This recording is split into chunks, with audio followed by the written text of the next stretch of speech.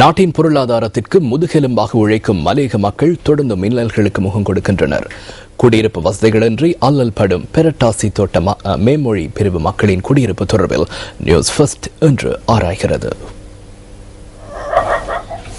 நுவரெலியா மாவட்டம் கொத்மலை பிரதேச சபைக்கு உட்பட்ட பிரட்டாசி தோட்ட மேமொழி பிரிவு மக்கள் குடியிருப்பில் கடன் அடிப்படையில் வீட்டு வேலை திட்டங்கள் ஆரம்பிக்கப்பட்டன. இந்த வீடுகளின் நிர்மாண பணிகள் நிறைவடையாத நிலையில் அவை இடிந்து விழுவதாக பிரட்டாசி தோட்ட மேமொழி பிரிவு மக்கள் தெரிவிக்கின்றனர். அபாயகரமான வீடுகளின் கீழேயே தாம் வாழ்ந்து வருவதாகவும், மழை பெஞ்ச சீர்ல வந்து தண்ணி உள்ளுக்கு வருதுங்க, உள்ளுக்கு வந்து புள்ளையில வச்சுட்டு எப்படி இருக்குது.